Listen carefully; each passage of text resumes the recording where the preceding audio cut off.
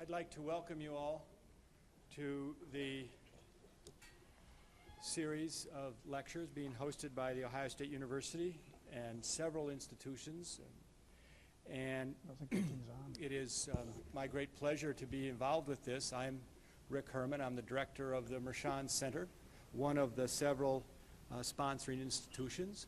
I'd like to thank very much Dick Sisson and Professor Jeffrey Parker, who have been instrumental, in fact, the key drivers of the entire series on Ohio, the world, and great issues. I think that this is an especially opportune time for Mershon to be a co-sponsor. We are a center here on the campus that's interested in international security issues and public policy questions. There are a few people in the country today I could think of who I would prefer to sponsor than James Patterson, whose portfolio is large and distinguished.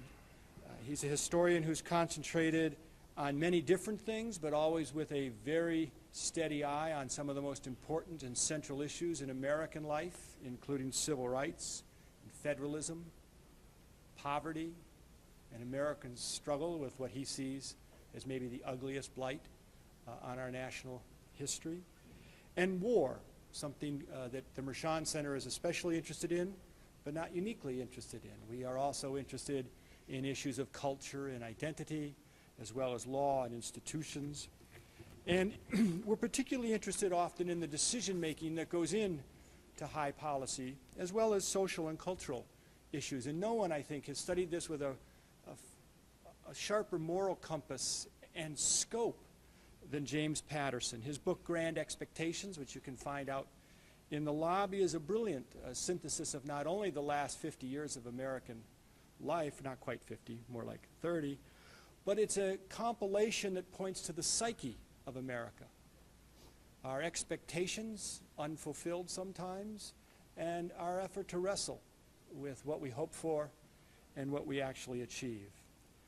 Well, it's not my role, however, to introduce James Patterson alone. Instead, I'd like to introduce my colleague, Ken Goings, from the History Department here at The Ohio State University. He's also chair of the Department in Africa and African American Studies, and he will introduce our guest speaker. So without further ado, I'd like to introduce Professor Goings. Thank you. Thank you.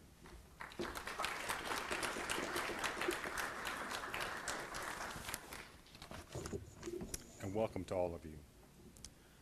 I am extremely pleased to introduce tonight's speaker, the sixth of the Ohio Bicentennial Distinguished Lecturers. Besides the pleasure of just being able to introduce such a distinguished scholar, I have two personal reasons for being excited about tonight's speaker.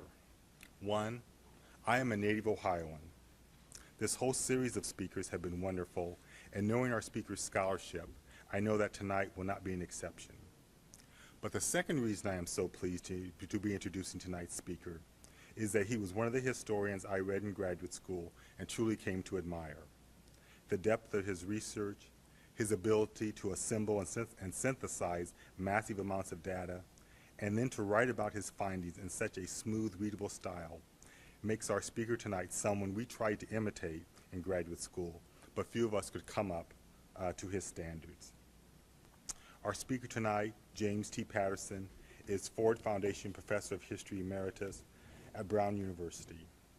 Professor Patterson received his BA from Williams College and his MA and PhD from Harvard University.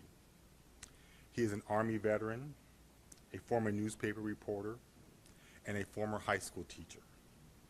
I hope he received medals for all three. Professor Brown has taught at Indiana University. He has held the Harmsworth Chair of American History at Oxford University, the John Adams Chair of American Civilization at the University of Amsterdam, and the Pitt Chair of American Institutions at Cambridge. Professor Brown is the author of numerous articles. It's just way beyond the time scope of this evening to even begin to list those, and also the author of numerous books, and some of which I will mention. Some of his more outstanding, he's got lots of them, are America's Struggle Against Poverty in the 20th Century, the one Professor Herman was mentioning, Grand Expectations, The United States from 1945 to 1974, which is also in the back, and three of my favorites: The New Deal in the States, Federalism and Transition, which actually helped me pass my doctoral exams. I was telling Professor Patterson. So I really like this guy. He was really very, very helpful. Another particular favorite is Mr. Republican, a biography of Robert Taft. I particularly like this because he, like lots of biographers, is very laudable about Taft, but he also paints I think, a very realistic portrait of Taft and shows us some of his warts. I like that very much. And another book that's also in the back that is a particular favorite of mine is Brown versus the Board of Education, a Civil Rights Milestone and Its Troubled Legacy. This book, one of his more recent efforts, was cited by a reviewer as, quote, both instructive and disturbing. This book calls into question whether we will turn back the clock or demand movement forward, end quote. It's a book I would recommend to everyone in this audience. Professor Patterson has won the Frederick Jackson Turner Prize, the Bancroft Prize in American History, and the Ohio Anna Award for biography for his Taft biography. Please join me in welcoming our speaker this evening, Professor James T. Patterson, who will speak to us on Beyond Main Street, the Passing of Agrarian Society, War, and Civil Rights. Professor Patterson. Thanks a lot.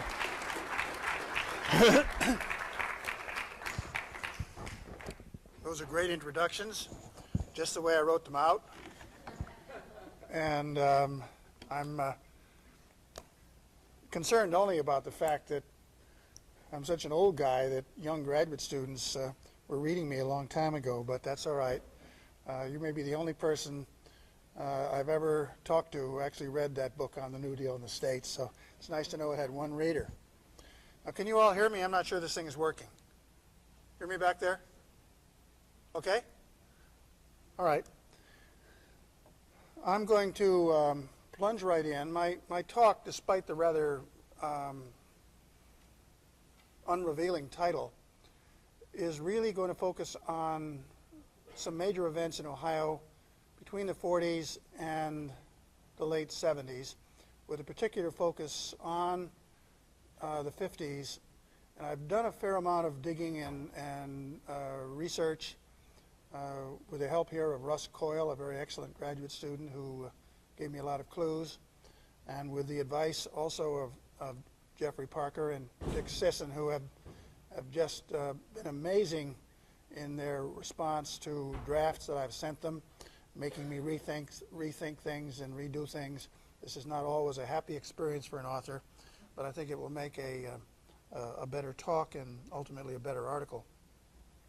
Anyway, I'm going to focus a lot on the sesquicentennial year of 1953, but not to the exclusion of other developments, as you'll see. So let me plunge right in.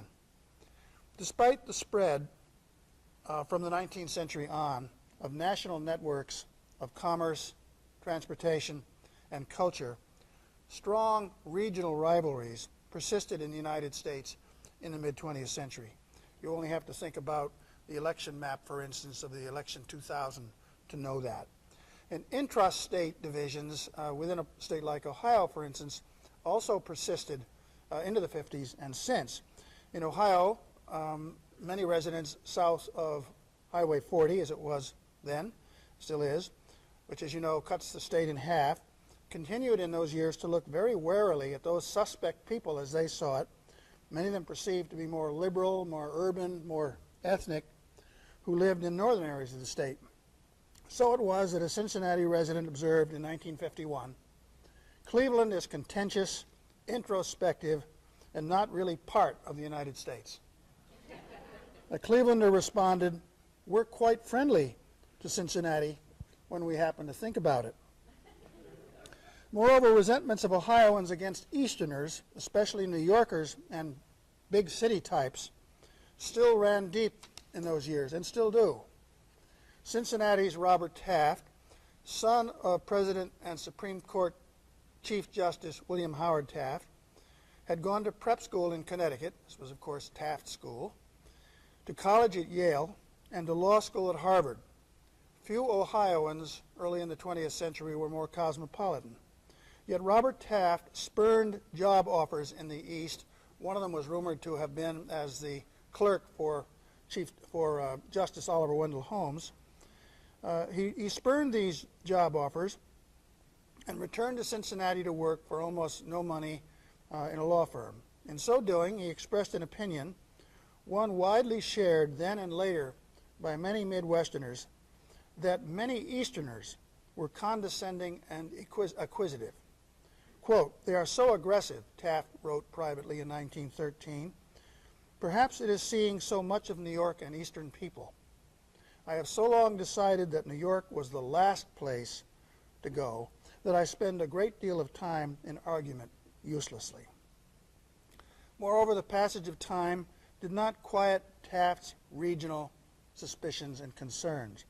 After losing to Eisenhower in his bitterly fought quest for the Republican presidential nomination in 1952, Taft complained, again in a private letter, as he had repeatedly over the years, about what he called the, quote, "Eastern businessmen and the editorials and the radio people." Now, regional feelings like these, of course, persisted later in the 20th century. As I say, they persist now. Indeed, Ohioans can be forgiven for believing that at least some Easterners have continued to look down on them. In the Washington Post newsroom, for instance, in the 1980s, reporters with Ivy League backgrounds snidely referred to Ohio State graduate Leonard Downey, who later replaced Harvard graduate Ben Bradley as executive editor of the paper. They referred to him as Land Grant Len, because he'd gone to Ohio State. These and other interregional suspicions in America, which survived vast centralizing forces over the years, seem to change very slowly, if at all. This is another theme, but I'm writing another book on the last 25 years, and I'm struck by how persistent some of these regional suspicions and feelings are. And I see Middle Western students at Brown University, many of them have trouble with what they consider to be the superciliousness of Easterners. Now, while recognizing the persistence of these distinctive regional sentiments, I want to stress, and this is a major theme of my talk, that many trends in Ohio during the era surrounding its sesquicentennial year of 1953 resembled those of its near neighbors and of trends nationwide. As Carl Whitkey, perhaps Ohio's most distinguished historian, said in 1953, quote, "What we are doing in Ohio today has also, happily, been going on elsewhere. It is part of the American way, and the average Ohioan is also the average American." Now, for these reasons, I want to begin tonight by sketching some of these national trends of that time, roughly from 1940 to 1960 here, and then to proceed by placing people and events in Ohio within that larger national context. So for the next 5 minutes, I'm going to be talking about some national trends. I begin by trying to avoid excessive nostalgia about the so-called nifty 50s in America. I want to start this task of generalization by identifying a number of problems that beset the nation in and around 1953, which weren't always so nifty. Especially worrisome to many people at that time, of course, was the threat of communism, both abroad and at home. In March of 1953, Stalin died, raising hopes that the Cold War might soften a bit. But a few months later, the Soviet Union set off its first hydrogen bomb. And moreover, during the first 7 months of 1953, the United States was still caught up in the Korean War, which to many people seemed interminable. Meanwhile, Senator Joe McCarthy's influence was menacing. When Truman dismissed MacArthur from the Korean, Douglas MacArthur from the Korean command in 1951, McCarthy exploded, pardon my language, but it's his, "The son of a bitch," that is Truman, must have been drunk on bourbon and Benedictine. Senator Taft, who understood the importance of civil liberties, was privately uneasy about statements such as these, but he did not chastise his Republican colleague. McCarthy, Taft told reporters in 1950, should keep talking, quote, "should keep talking," and if one case doesn't work out, he should proceed with another one. Now, McCarthy, of course, overreached himself in 1954 and was censured by his Senate colleagues in November. But until then, he and other Red Hunters had run loose, especially during the acrimonious presidential campaign of 1952, during which McCarthy and his allies assailed leading Democrats as soft on communism. For example, Richard Nixon, Eisenhower's running mate in that year, proclaimed that Adlai Stevenson, the Democratic nominee, had a, quote, PhD degree from Secretary of State Dean Acheson's College of Cowardly Communist Containment. Literally hitting Stevenson below the belt, the ultra-conservative New York Daily News referred to Stevenson as Adelaide. It wrote that Stevenson, quote, trilled his speeches in a, quote, fruity voice that made him sound like a, quote, genteel spinster who can never forget that she got an A in elocution at Miss Smith's finishing school. By the way, don't ever assume that our politics have gotten nastier. The early 1950s also witnessed the continuing power of racial discrimination and segregation in the South, as well as widespread de facto segregation in the North. Toni Morrison, having grown up in a black neighborhood in Lorraine, left Ohio in 1949 at the age of 18, later to embark on the first of many novels, as you know, highlighting the tragedies historically of America's race relations. While white liberals, an increasing number of African Americans, demanded changes in race relations during the 50s, most national politicians paid them little attention until the 1960s. Eisenhower, who disapproved of the Supreme Court's ruling against the Brown versus Board of Education in 1954, a unanimous decision, he refused to endorse it. He complained privately that his appointment of Chief Justice Earl Warren was, quote, the biggest damn fool mistake he had ever made. Stevenson, running as a Democrat and hoping to keep the South in the Democratic column during his campaigns against Eisenhower, was also cautious about promoting civil rights. In other words, both parties didn't make it a big issue. In 1956, Stevenson made it clear, as did Eisenhower, that he did not favor using force to overcome resistance to desegregation, which was total. Sending federal troops to ensure desegregation in the South, Stevenson said, would, quote, be a great mistake. This is exactly what brought on the difficult Civil War. It will not be done by troops or bayonets. We must proceed gradually. By the way, is an interesting interpretation of the causes of the Civil War. Most Americans during the 50s were also insensitive to the needs of women who aspired to jobs or careers in the paid workforce. This was an era in which TV shows like Father Knows Best, Leave It to Beaver, The Adventures of Ozzie and Harriet enjoyed sustained popularity with millions of people. Again, quoting Stevenson, who reflected widespread sentiment, he gave a talk to a female audience in 1956 during the campaign in which he said, the assignment for you as wives and mothers you can do in the living room with a baby in your lap or in the kitchen with a can opener in your hand. If you're clever, maybe you can even practice your saving arts on that unsuspecting man while he's watching television. Now, I don't want to pick on Stevenson. I offer these quotes to indicate how conservative, if that's the right word, mainstream American culture and politics, from our later perspective, were in the 40s and 50s. Many liberals at the time, in fact, deplored this culture as they saw it, perceiving the 50s as a Republican age in which Eisenhower served as the bland leading the bland. Other liberals saw these years as a grossly materialistic age, and as the journalist of W.V. Shannon put it, the 1950s were years of flabbiness and self-satisfaction and gross materialism. The loudest sound in the land has been the oink and grunt of private hoggishness. It has been the age of the slob. I've often wished I weren't an historian and I could use language like that, but The novelist Norman Mailer added, American civilization, about the 50s, has moved from the existential sanction of the frontier to the abstract, ubiquitous sanction of the dollar bill. Now, I could go on with a lot of quotes like these, but I hope you get my point by now about the dangers of waxing too nostalgically, as some people have done, about the old days, notably the 50s. But I want to stress also that quotations such as these presented only one perspective about the 50s, a highly critical one.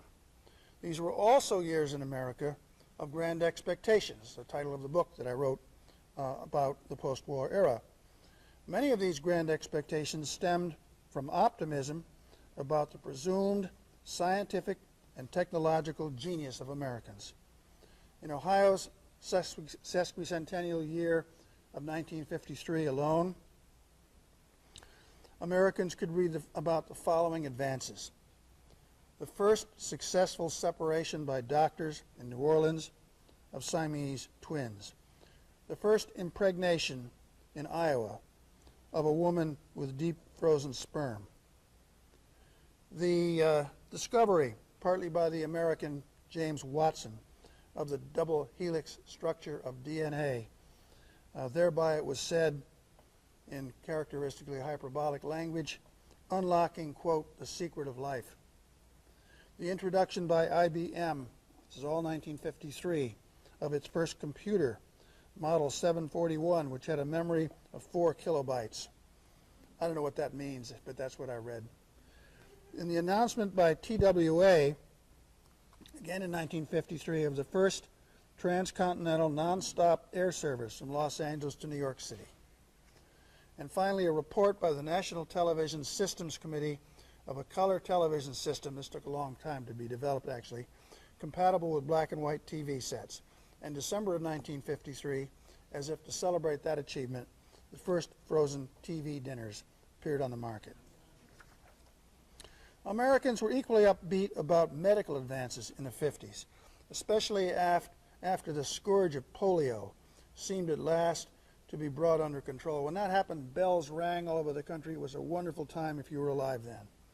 In 1955, Harold Stassen, who was then President Eisenhower's special assistant on disarmament issues, and some of you will recall also ran for the president about 60 times, wrote that nuclear energy had the potential to create a world, quote, in which there is no disease, where hunger is unknown, a world where no one stokes a furnace or curses the smog, this all from nuclear energy, where air is everywhere as fresh as on a mountaintop, and the breeze from a factory is as sweet as from a rose.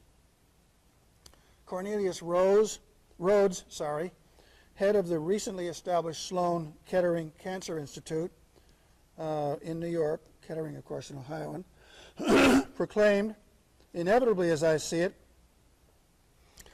we can look forward to something like a penicillin for cancer, and I hope within the next decade. It is no longer a question if cancer will be conquered, but when and how soon. Grand expectations like these in the 50s reflected above all the performance of the economy, which had seemed extraordinarily robust since the early 40s. In the late 40s, the United States, which then had 7% of the world's population, produced 57% of the planet's steel, 43% of its electricity, 62% of its oil, and 80% of its automobiles. As for Ohio, its population in 1950, at that time, was nearly 8 million people, making it the nation's 5th most populous state. Ohio had a per capita income in that year of $2,028, which made it the 10th highest per capita state in terms of income in the nation.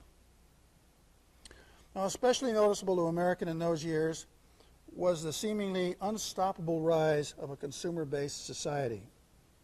Millions of Americans welcomed the avalanche of consumer goods that was pouring into the laps of the ever larger numbers of people who were rising into the middle classes, buying cars and houses in the suburbs, and equipping their houses with all manner of household conveniences. Shopping malls sprang up. Cleveland's first mall opened in 1953, sesquicentennial year, as did a host of others in Ohio in the next few years. Don Costo of Columbus, a nationally known developer, hailed the spread of these malls. Quote, "You can't bring the cheap acres to the center of the city," he said in 1954, "but you can take the center of the city out to the cheap acres." Optimism about the economy of the 50s was indeed contagious at the time, inspiring some liberals as well as conservatives. In 1955, George Meany, head of the newly united AFL-CIO, which came together in that year, a lot of 5 decades, exclaimed that American labor never had it so good. By the way, in 1955 was the time when the percentage of the workforce that belonged to unions reached an all-time high in American history of around 35%. Today, it's less than 1/3 of that. A year later, the acclaimed historian David Potter had published a great book about the American character. It was titled A People of Plenty, and it identified material abundance and economic progress as the key forces that had made the United States exceptional among nations throughout its history. There was a lot of talk among historians at that time that the United States was an exceptional country.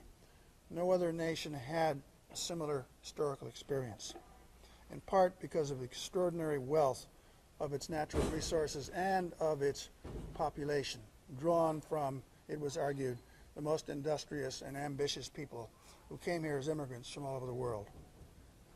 Now, reflecting this wonder at economic progress, many Americans thought that poverty was disappearing. The liberal columnist Max Lerner wrote in 1952 that America was further on the road to reducing poverty to a very marginal phase of life than any other social system in history.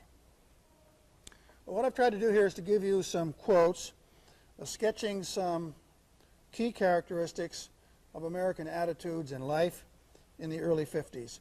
Characteristics, to repeat, that range from widespread red baiting and racial oppression on the one hand to vibrant expectations about technological, scientific, and economic progress on the other. Now I'm going to turn a little more to Ohio. And my point here will be to echo to some extent the quote that I gave you from Carl Whitke earlier, that trends in Ohio during these years, despite the continuing regional suspicions that I started the paper off with, trends in Ohio during these years exhibited in many ways a similar mix of these national forces. So let me begin now, as I did with the national thing, to find contemporary comments that were decidedly uncomplimentary to aspects of Ohio life and culture in the 50s. And I'll outline some of these criticisms, which ran kind of a gamut. John Gunther, for instance, wrote in his best-selling book, Inside USA, and this is from the 1951 edition, that Cleveland, whatever its virtues, had, quote, about as much charm as an automobile cemetery or the inside of a dynamo. Gunther was not much kinder to Cincinnati, conceding that Cincinnati was, quote, packed with charm, but noting that its residents had to cope with serious air pollution and to draw their drinking water from a city water plant that was only 100 yards away from the spot where raw sewage was dumped into the Ohio River. A few years later, in 1959, the novelist Philip Roth wrote a much-noticed small novel, a novella, entitled Goodbye Columbus, which included a harsh and unflattering section about what he perceived as an Eastern intellectual to be the provincial football crazy world of Ohio State students. Going along with Roth's satire, which was really harsh and heavy, were any number of other stories told at the time about the zeal of Ohio State football coach Woody Hayes, who had begun his 26-year career at Ohio State in 1951. One of these stories, maybe you've heard this, had Woody Hayes driving back from a recruiting trip in Michigan and running out of gas just north of the border. He refused to spend money on gasoline in Michigan, so he got out of his car and pushed it across the border into Ohio until he reached a gas station. This was just one of many stories about Hayes, and there were widespread rumors, as you know, about football-obsessed fans, I expect they still exist, directing in their wills that their ashes be buried in the Ohio State football stadium. And to many Easterners and other people, this kind of football crazy, crass culture was characteristic of the Middle West in general and Ohio in particular. It was an Eastern perception. Now, Gunther was a Chicagoan, but he was but one of many liberal observers who had another large complaint about Ohio in those years, the power of what they regarded as a particularly virulent anti-New Deal conservatism in state politics during the post-war era. Gunther, I think, slightly overdrew his case. For instance, Ohio gave a narrow margin to Harry Truman in 1948. Still, Gunther was happy to skewer Ohio Republican leaders. For instance, he conceded Taft's intelligence, but Gunther considered him to be about, quote, about as magnetic as a lead nail. And he cited an often made remark that Taft, quote, has reached more wrong decisions more ably than any man in public life. Other liberals, by the way, said that Taft had the best 18th century mind in America. Gunther on Bricker, John Bricker, Ohio's other senator, former governor, I hesitate to give this quote because it's really nasty, but I will. Gunther said, "Little record exists that Bricker has ever said anything worth more than 30 seconds of serious consideration by anybody. Intellectually, he is like interstellar space, a vast vacuum occasionally crossed by homeless, wandering cliches." The other major Ohio politician of that era, Governor Frank Lausche, who was then serving the third of 5 terms as governor. Most were 2-year terms those days. As I say, Gunther left him alone, and he was indeed much beloved by Ohio voters, hence all of these elections. He later became a senator, of course. They liked Fearless Frank, as he was called, for his reputation as a crime fighter and for his cost-cutting approach to government. That is, they appeared to like him in part because Lausche kept taxes low. Lausche, a Democrat, was indeed a conservative, and thus well to the right of liberals in his party, and there was a movement among Republicans in 1956, didn't get very far, to get Lausche on the ticket with Eisenhower as his running mate in 1956 and to get rid of Richard Nixon. In other words, for all intents and purposes, Lausche might as well have been a Republican. And many of these liberals were unhappy about what they considered to be the virulence of this conservative anti-New Deal attitude. These liberals were also unhappy about 2 other aspects of Ohio politics.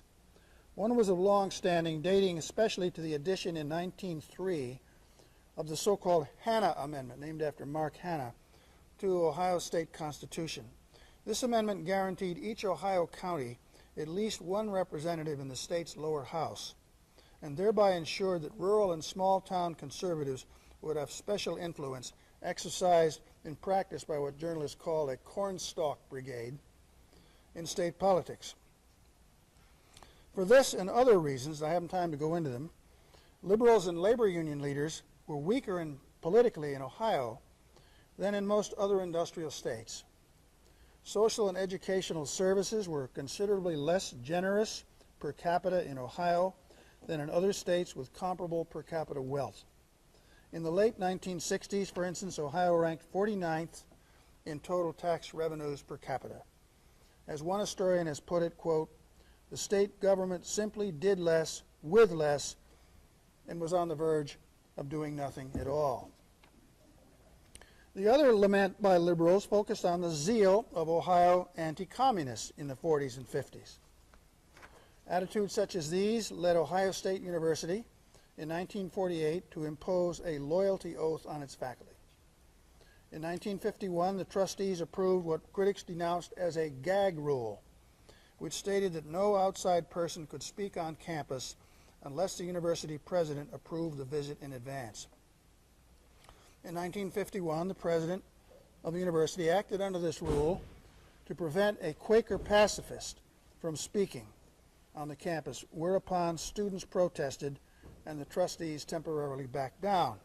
But the tensions persisted, and in 1952 the president fired a fine arts instructor who had refused to cooperate with the Ohio legislature's recently created State Un-American Activities Commission. In 1953, the president fired a tenured associate professor of physics, a nuclear physicist, who had taken the Fifth Amendment when testifying before the National House Un-American Activities Committee. The professor said the university's president had violated his duty to, quote, maintain in the public mind the university's integrity and good repute. One scholar has described this firing as the most egregious of university dismissals during that time, and it later induced the American Association of University Professors to censure this university.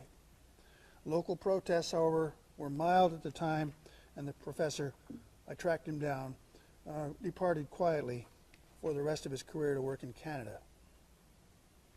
Now, in establishing its own Un-American Activities Commission, Ohio wasn't alone.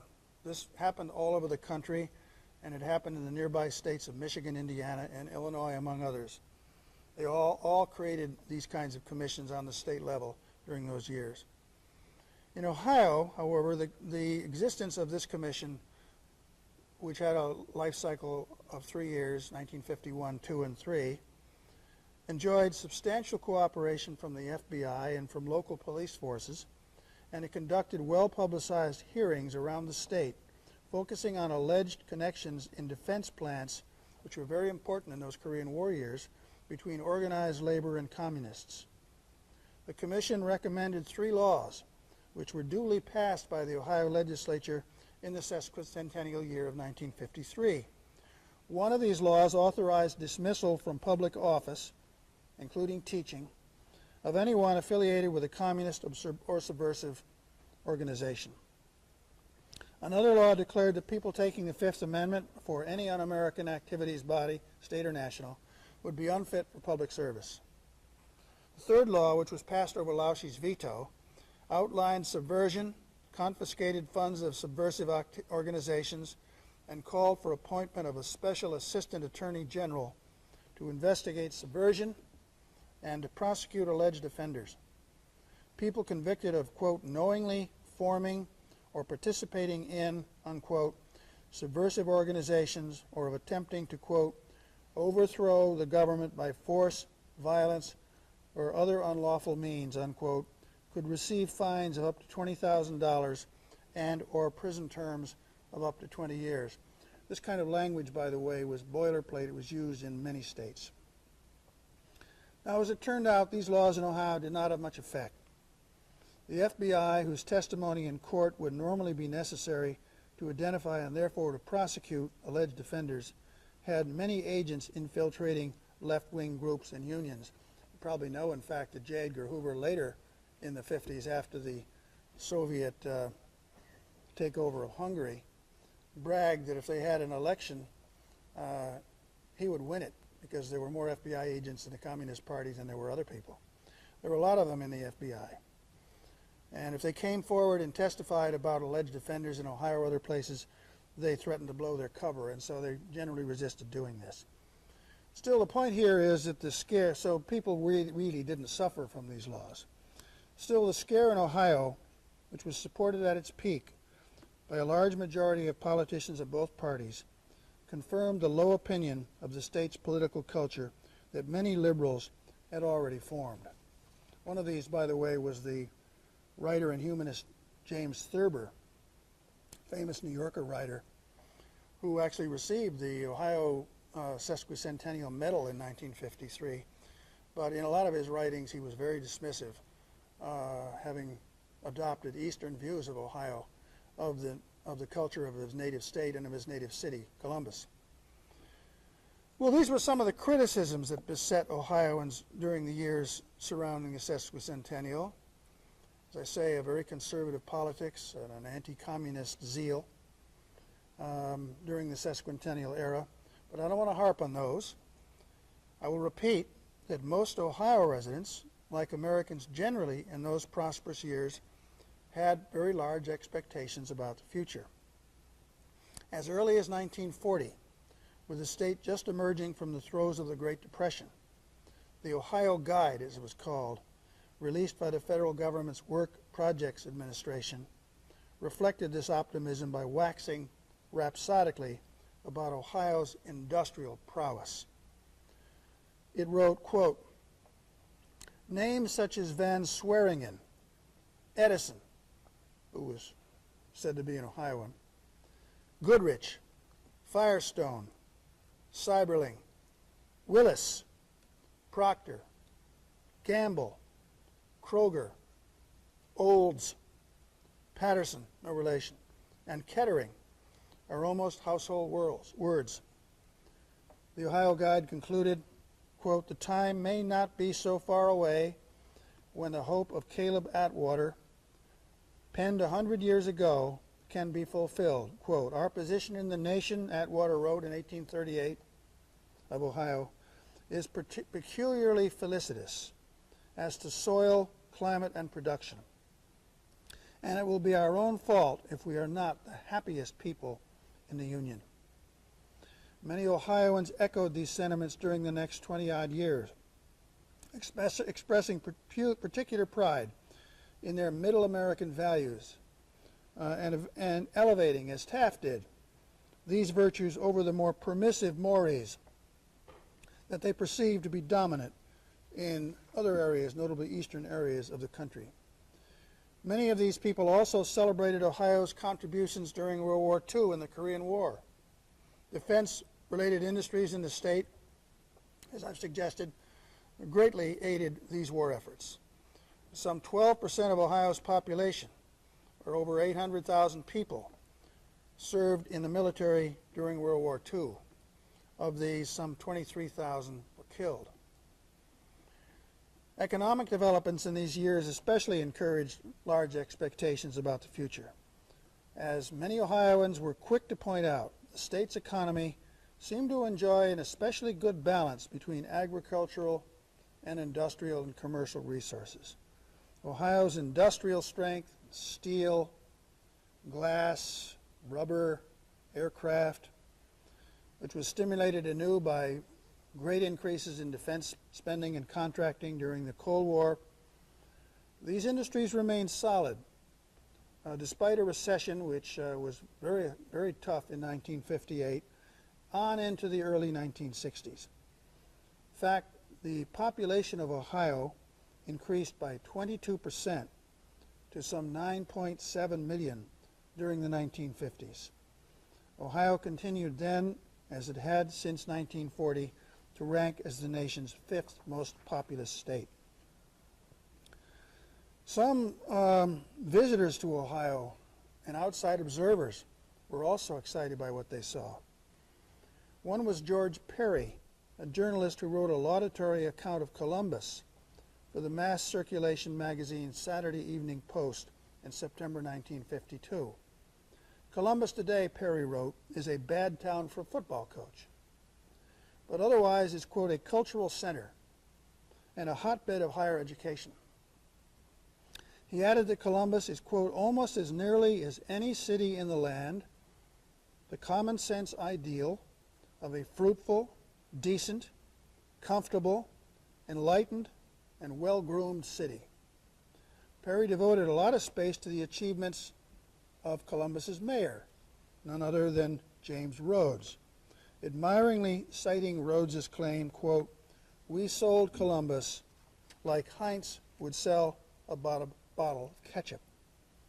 Perry concluded his piece by observing, Columbus is now sitting on top of the world. If you want to look this up, it's part of a series in the Saturday Evening Post on American cities, and this one was September 3rd, 1952. Now, needless to say, Ohioans welcomed accounts like these. And their optimism, many historians would say, was well-grounded. Two of these historians are Philip Schreiber and Clarence Wunderlin, who have said that the years surrounding the sesquicentennial were indeed, quote, the state's age of affluence. During the 60s and 70s, moreover, Ohioans continued to take pride in their prosperity, or at least into the late 60s, as well as in the accomplishments of nationally known Ohio people such as Jack Nicklaus, John Glenn, Neil Armstrong, Irma Bombeck, Phil Donahue, and others. So my point here is that Ohio reflected some of the same large expectations and economic progress in a microcosm that the United States demonstrated nationally during those years, as I call them, of grand expectations. But just as I mentioned before, the United States during this period had problems, notably a ferocious Red Scare and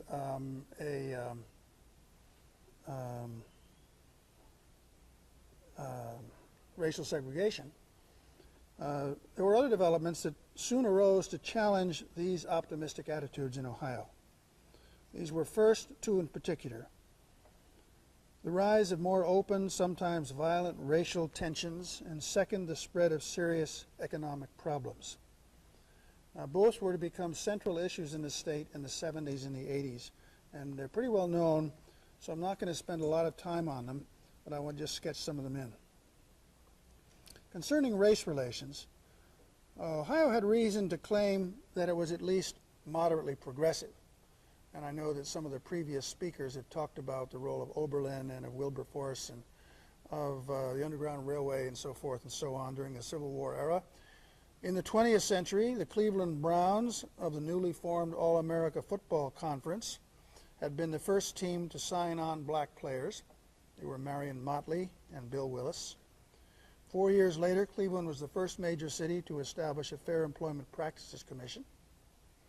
Supreme Court Justice Harold Burton, who was a former liberal Republican mayor of Cleveland and United States Senator, and then became a Supreme Court Justice in the 40s, and was still on the court at the time of the Brown versus Board decision, was one of the most enthusiastic supporters of that decision in 1954. Moreover, hundreds of thousands of African Americans from the South, perceiving the North to be a promised land, streamed to northern states, including Ohio. The state's black population, which had been only 339,000 in 1940, rose by more than double to 786,000 by 1960, or from 5% to 8% of total population. And many of these I found quite interesting, the nice memoir by Will Haygood on Columbus, African American life.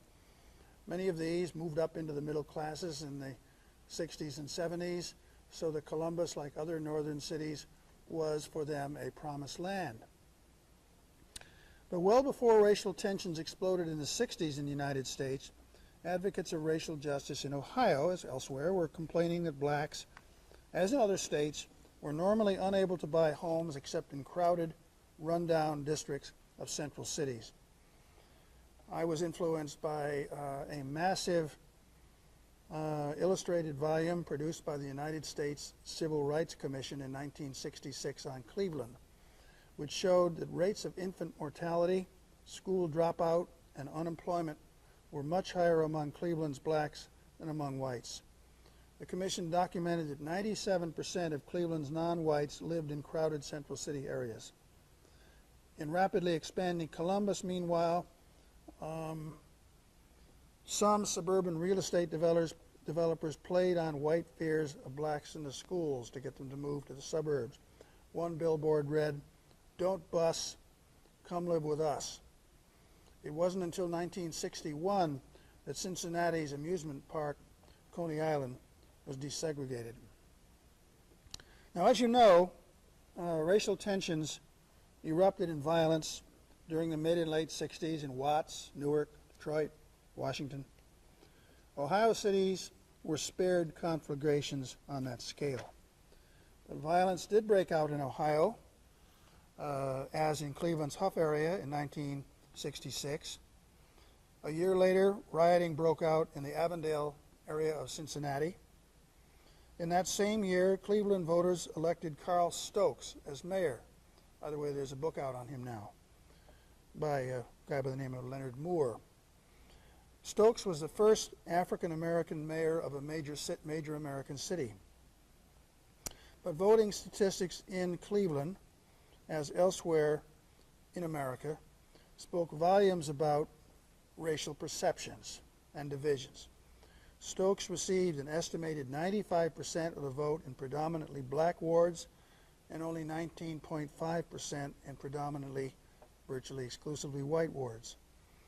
And Stokes couldn't moderate these and other tensions. In 1968, another spate of racial violence erupted in Cleveland, this time in the Glenville area. So what you're getting here in the late 60s in Ohio is what you're getting on a smaller scale in other cities with large black populations. Which is just part of my point that in so many ways what happens in Ohio in the mid and late 20th century are manifestations of larger trends. Ohio is no longer, if it ever was, a unique state whose history can be treated outside of the larger context. Now, the second major Ohio problem since the 1950s was, of course, the rise of severe economic problems. If we look back now, we can see that these were already developing in the so-called age of affluence, which I mentioned before, of the 50s. By then, Ohio's farm families were already lamenting the fact that most of their young people, their children, were surrendering both to the lure of metropolitan areas and to the powerful spread of agribusiness, which was breaking up small farming. The number of Ohio farmers decreased from 221,000 in 1945 to 89,000 40 years later, by which time only 3% of Ohioans lived in farming families. Reflecting this decreasing rural base, small towns were losing population and vitality. I got a lot out of Richard Davies' book, which is well titled Main Street Blues, which chronicles the decline of the town of Camden, where he grew up, north of Cincinnati. And its decline grew serious as early as the years around the sesquicentennial in 1953. In 1951, Camden lost access to passenger rail service. In 1952, its only movie theater closed. In 1953, its popular town baseball team, a real sign of community solidarity and pride, folded. In 1972, a reporter quoted a senior citizen in Camden who observed sardonically, quote, "Camden's a great town. It's got 6 churches and 5 bars. So I guess you can go either way." Now, population in major metropolitan areas, maybe the cities plus suburbs, held up fairly well in Ohio, as it did elsewhere, in the 50s and early 60s, mainly because of the growth of suburbs in those years. I mentioned the malls and the automobile age.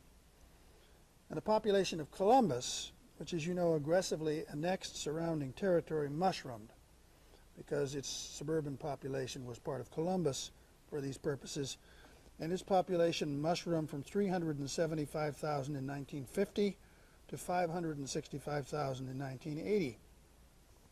The population in most central city areas declined very rapidly.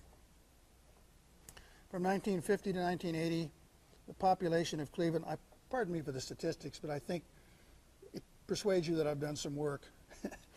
The population of Cleveland dropped from 924,000 in 1950 to 573,000, just barely above Columbus, 30 years later. We find similar declines in Dayton, Toledo, Youngstown, and many other cities in the state. And a key reason for these declines, of course, was the trouble facing American manufacturing, which it's another reason why the Union membership as a percentage of the workforce is down. American manufacturing suffered badly from competition abroad and from more modern plants in the United States, and also for the large, long-range trend towards occupation in the services. In 1956, for instance, the Census Bureau for the first time announced that there were more so-called white-collar workers in the United States than there were blue-collar workers, so that pride in the growth of unions was already up against a trend which would negatively harm that possibility.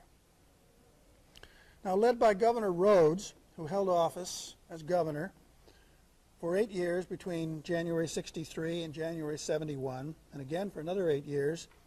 He wasn't allowed to run for a third term, but then he ran again between 1975 and 1983, January. Rhodes and his people energetically sought to promote economic development, especially of infrastructure. And there was a seemingly endless succession of bond issues, especially of infrastructure, for infrastructure. These provided money for road building and for a host of new buildings, many of them, as you know, on university campuses.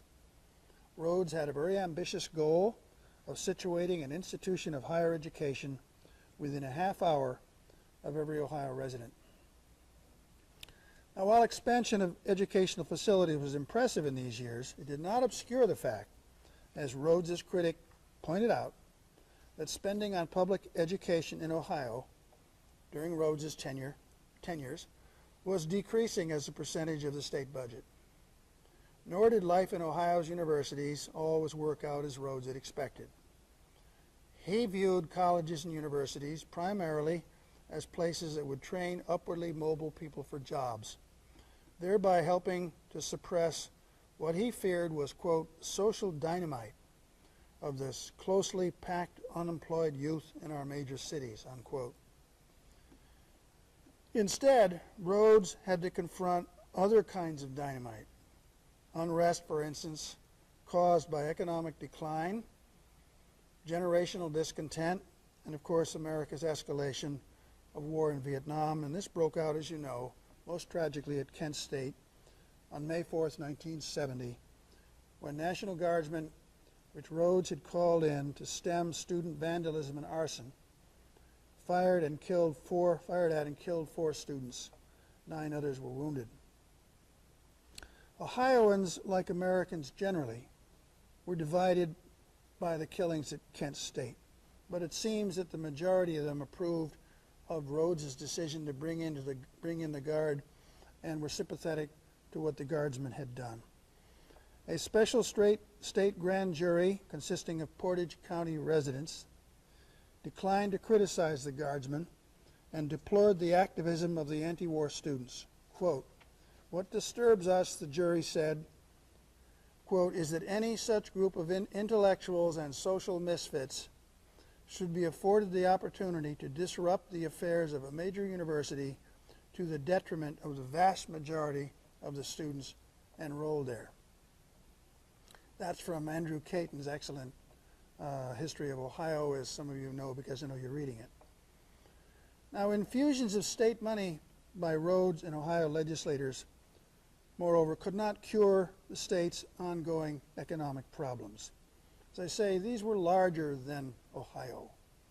They involved long-range structural problems endemic to American manufacturing and other things.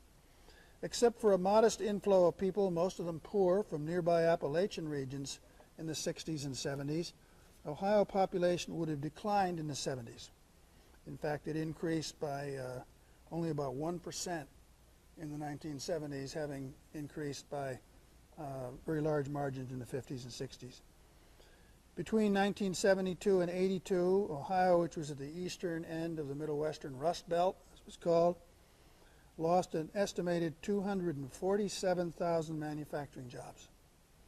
In 1978, Cleveland defaulted on its loans, first major American city to do so. Their mayor, of course, is now running for president. In 1980, the head of the city's Democratic Party groaned, "Cleveland is dead." A few years later, John Fleischman, an Ohio historian, lamented, "If you were to walk down the street in any city, in any state in the Union, and stop people at random to ask them where they think the action is today, not 1 in 1,000 would say Ohio." That hurts, right? Now, statements like these were harsh. And Ohio's economy, like the national economy, rebounded from those dismal days. The downtown areas of some big cities like Cleveland and Cincinnati, for instance, experienced a renaissance of sorts. They've attracted suburbanites and tourists with better restaurants, museums, sports stadiums, so forth. Moreover, by 1995, Ohio still ranked 7th in national population, down only slightly from its 5th place standing in the 50s, and its per capita income of $20,475 in 1995 had increased in constant dollars, in inflation-adjusted dollars, since 1980, when it had been about 4/5 of that, or 16,646. Still, if you look at these numbers from a different perspective, you see why people were concerned. Ohio's per capita income, and I'm almost finished here now, in 1995 had fallen, by 1995 had fallen relative to that of many other states, so that its per capita income in 1995 and today was slightly below the national average of $21,188. Ohio's is $20,475, so it's about 1/20th down from the average. At that time in 1995, the state ranked 25th in per capita income as opposed to 10th in 1955. Statistics like these reflect an underlying reality of American economic life, especially since the 1960s. That is the immense power, I know I've said this before, of larger economic forces, some of them global in scope, have aided some areas of the nation at the expense of others, including many areas of the Midwest. The above statistics on income also help to explain why many ambitious young people in Ohio, like citizens in many other interior states of the United States, had come to believe by the 70s and since that gold in California, the Sun Belt, or anywhere near one of the coasts were the places to go in order to find fame, fortune, and excitement. Now, this is not to say, and I'm concluding here, that Ohio's people or people anywhere are motivated only by visions of pots of gold. On the contrary, millions of Ohioans, like Robert Taft in his day, continued to cherish their state and their region.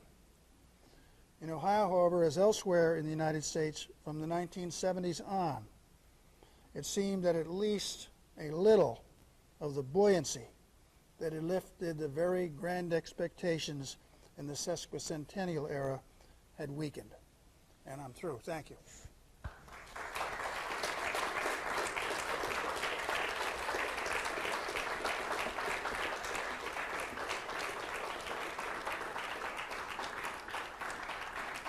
Can you see? May I answer questions? Yes. Yeah.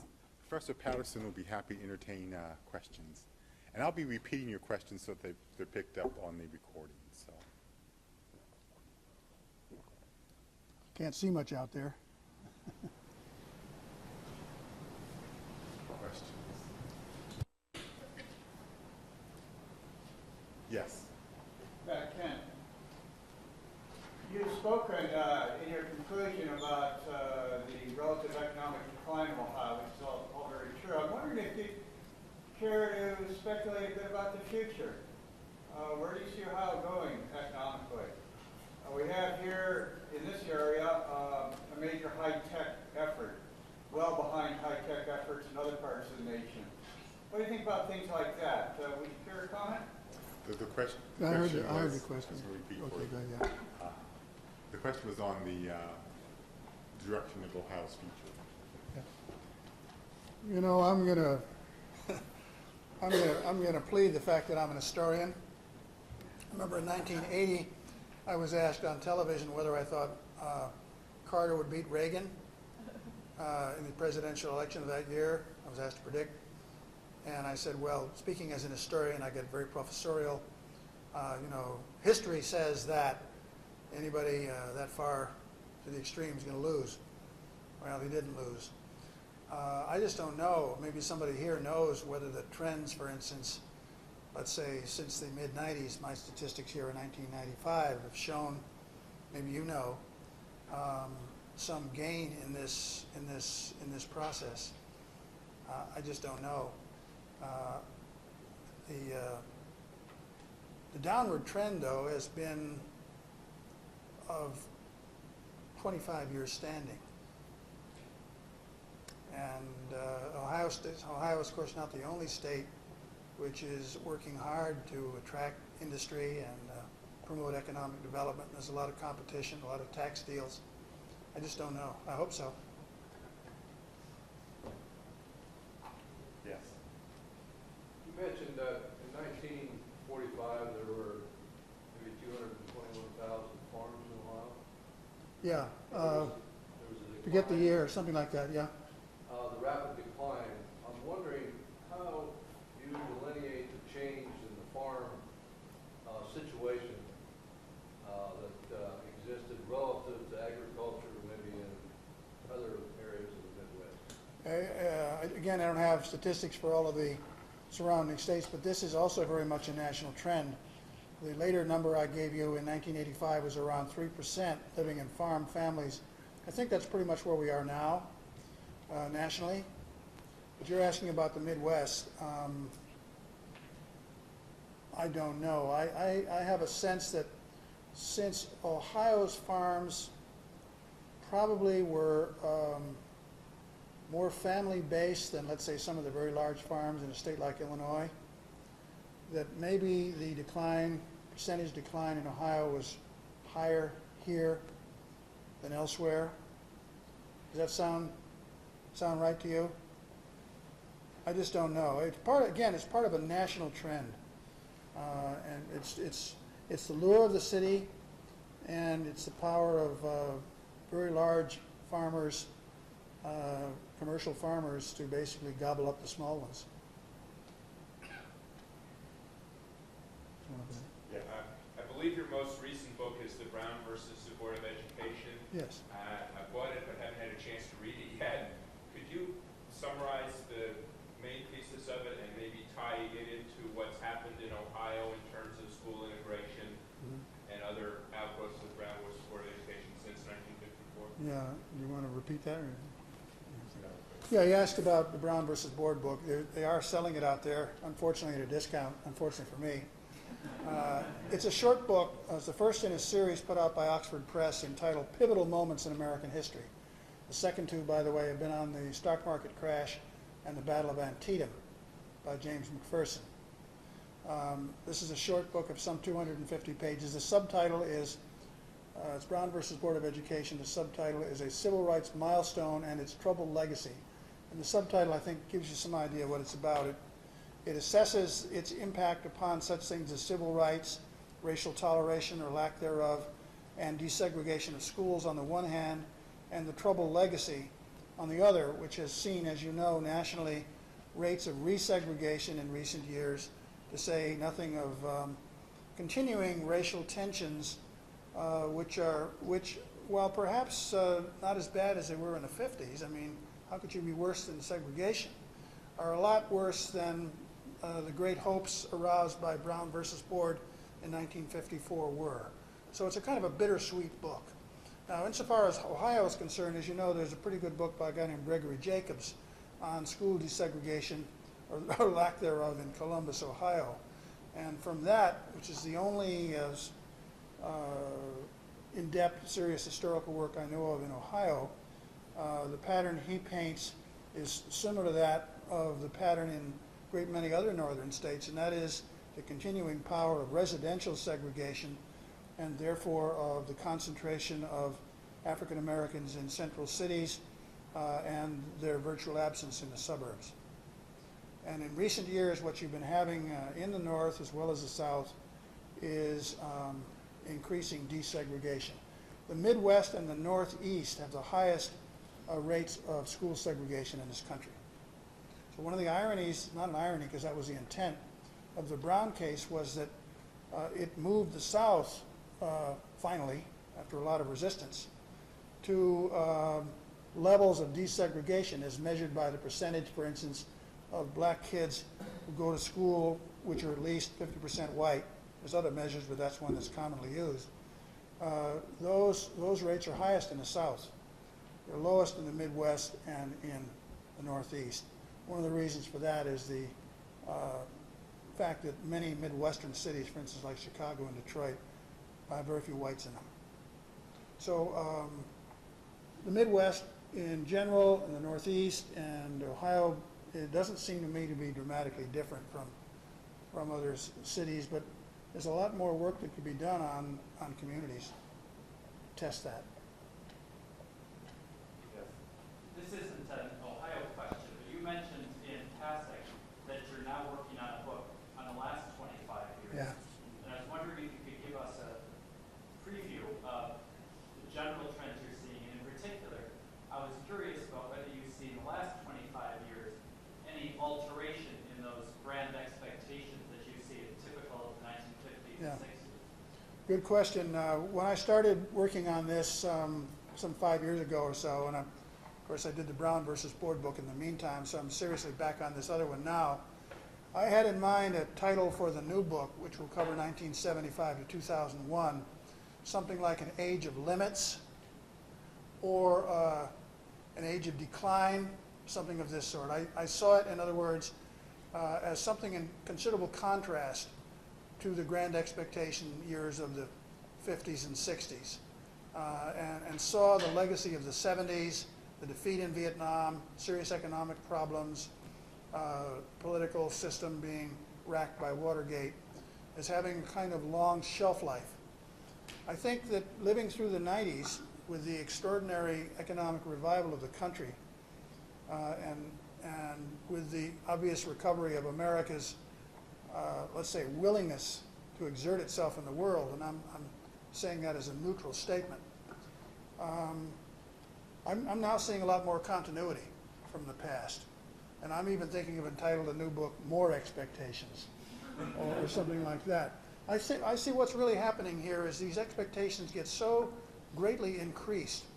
Among them, the results being a sense of entitlement and of rights consciousness. And here the civil rights movement had an enormous, lasting, contagious effect on a whole range of other groups, women, the disabled, the elderly,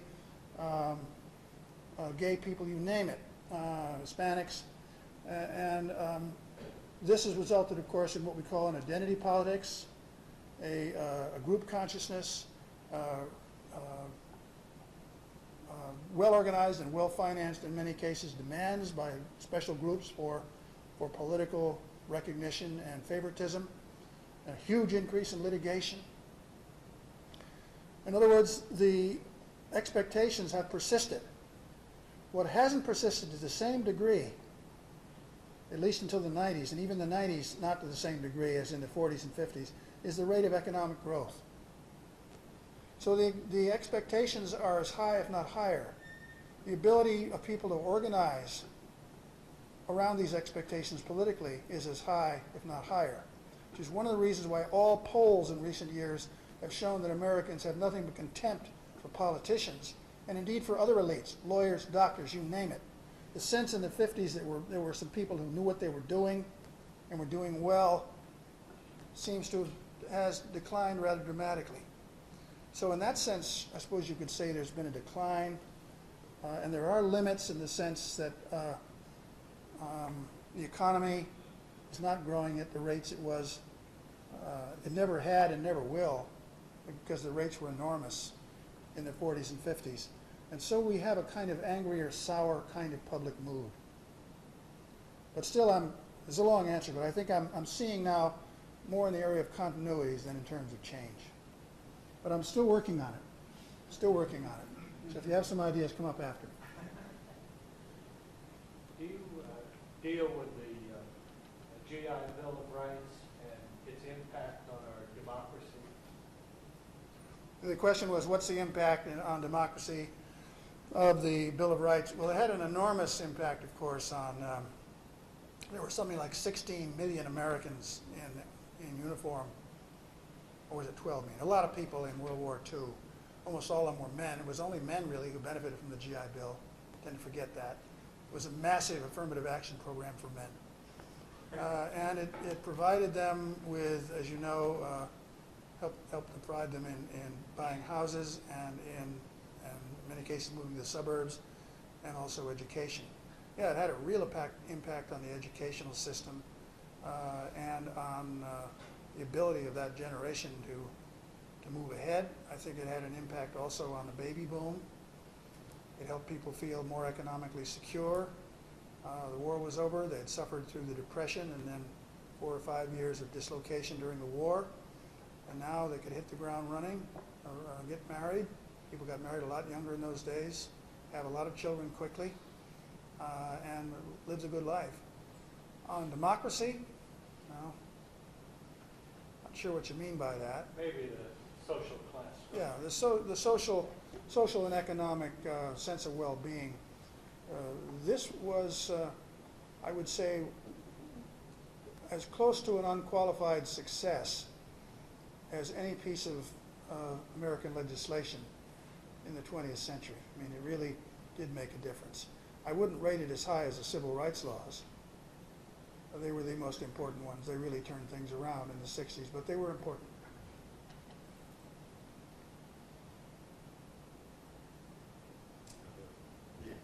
Some have argued that the Brown decision was basically a sociological judgment opposed to a legal decision. How do you feel about that? Yeah, the question is, was the Brown decision more of a sociological rather than a legal decision? Well, it was, as you know. There was that, was based in part upon tests such as the famous doll studies, which purported to show that black, very young children preferred white dolls to what were then called colored dolls, and therefore they were ashamed of their color. And Chief Justice Warren cited this research in a famous footnote 11 and wove it into his decision. So yes, there were these sociological and psychological justifications for the decision, which Warren and his colleagues, was a unanimous decision, put in there to underscore, as they saw it, the very nasty personal and psychological effects of segregation. The research was bad. It was flawed. I think you know that. And it also enabled the South and other opponents of the decision to seize upon that footnote 11, which is a relatively small part of the overall decision, actually, and hammer the court for making what you say was a sociological decision. But the decision really focused mainly upon the law, 14th Amendment, which said that no state shall deprive a person of life, liberty, or property without due process of law, and that the states were supposed to provide equal protection under the laws. And it also rested upon Warren's historical understanding, this was very important, that public education, which had scarcely existed at the time of the 14th Amendment in the South, now is a very important part of American life and therefore must not be segregated. So I wouldn't say it was primarily a sociological or psychological decision, but those elements were there, and they were unfortunate in terms of the excuse that it gave opponents who would have opposed anyway to jump on the court. It was very bad social science. I mean, very, very small control groups, and a lot of things wrong with it. Another way of looking at that social science is to show us how bad it was generally in this country. Whether it's any better now is another question. Of course it is. I hesitate in case there are sociologists in the audience. It is a lot better.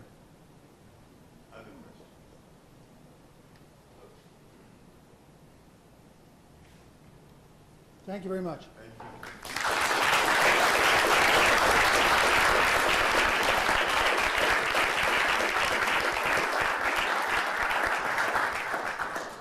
Before we leave, I have a few announcements for you. The first is that you're invited to a reception just outside here in the War Rotunda, I think it's called, just behind us. Also, I want to announce our next speaker, who is Herb Asher, who will be speaking on Ohio and the World 2003, and that's next Wednesday at 7:30 in Sullivan, here in Sullivan. And I also want to remind you that when we do step outside, you'll see two of Professor Patterson's books there on sale. So again, please join us for the reception, and please join me in thanking Professor Patterson.